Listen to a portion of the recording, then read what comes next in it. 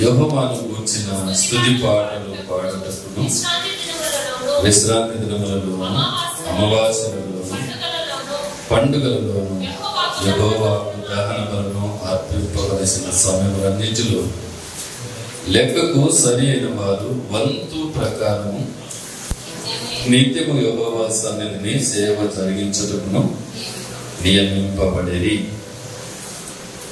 దేవుని బిడ్డలారా, ఇక్కడ రాయబడిన మాట ఏంటంటే, ఇశ్రాయేలులు దేవుని సన్నిధిలో గడుపుతున్న సమయాలలో మరి వారు ఏం చేశారు అంటే, ఉదయము సాయంత్రము దేవుని గురించి పాటలు పాడుతూ ఉన్నారు. అలాగే ఉదయం సాయంత్రము యెహోవాకు దహన బలులు అర్పిస్తూ ఉన్నారు. అలాగా వంతుల ప్రకారము నిత్యము యెహోవా సన్నిధిని సేవ జరిగించుటకు నియమింపబడ్డారు. ఒకటి ఏమిటంటే, వారు ఉదయాన సాయంత్రమున ఏం చేసేవారంటే దేవుని సన్నిధికి వచ్చేవారు. వింటున్నారా? ఉదయాన సాయంత్రమున దేవుని సన్నిధికి వచ్చేవారు. అలాగే వారు దేవుని సన్నిధికి వచ్చి ఏం చేస్తున్నారు అంటే స్తుతి పాటలు పాడుతున్నారు. దేవునికి స్తుతి అంటే ఇష్టమైన, స్తుతి అంటే దేవునికి ఇష్టమైన కనుక స్తుతి పాటలు వాళ్ళు పాడుతున్నారు. తర్వాత ఏం చేస్తున్నారంటే దహన బలులు అర్పిస్తున్నారు. దేవునికి స్తోత్రాలు చెప్పి పాటలు పాడి ఏం చేస్తున్నారు? దహన బలులు అర్పిస్తున్నారు. ఆ తర్వాత వంతుల ప్రకారం అంటే ఈరోజు నువ్వు స్తుతించు, ఈ ఉదయం నువ్వు స్తుతించు, సాయంత్రం నేను స్తుతిస్తాను, ఇప్పుడు నువ్వు బలర్పించు, సాయంత్రం నేను బలర్పిస్తాను, కనుక ఇప్పుడు నువ్వు చేయి పరిచర్య, సాయంత్రం నేను చేస్తానని వంతుల ప్రకారంగా వారు దేవుని సన్నిధిలో గడుపుతున్నారు. వంతుల ప్రకారం నిత్యము యెహోవా సన్నిధిని సేవ జరిగించుటకు నియమింపబడుట. ఒకటి, దేవుని మందిరానికి రావటానికి. రెండవది, దేవుని సన్నిధిలో స్తుతి పాటలు పాడడానికి. మూడవది, బలులు అర్పించటానికి. నాలుగవది, వంతుల ప్రకారముగా దేవుని పాటలు పాడడానికి కానీ, బలు అర్పించడానికి కానీ, దేవుని సన్నిధిలో గడపడానికి కానీ వంతుల ప్రకారం వారు నియమింపబడ్డారు. నెహెమ్యా కాలంలోన ఏం జరిగేది అంటే, యెరూషలేము ప్రాకారపు గోడలు పడగొట్టబడినప్పుడు నెహెమ్యా మరి ఈ పనిని పూడుకున్నప్పుడు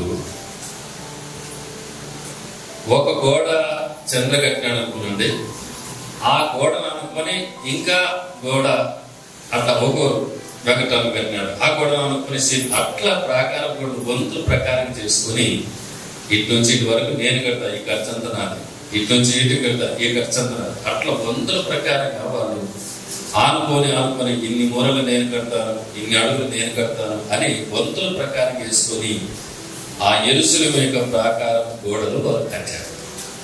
అర్థమైందని చెప్పేది, యెరూషలేము ప్రాకార గోడలు వారు కట్టారు వంతుల ప్రకారంగా. అంటే ఇంతవరకు నేను కడతాను, ఇంతవరకు నేను కడతాను, ఇంతవరకు నేను కడతాను. కనుక దేవుని బిడ్డలారా, ఒకసారి నేను ఆస్ట్రేలియా దేశం నుండి అనంతపూర్కి ఒక ముగ్గురు ఫారినర్స్ వచ్చారు.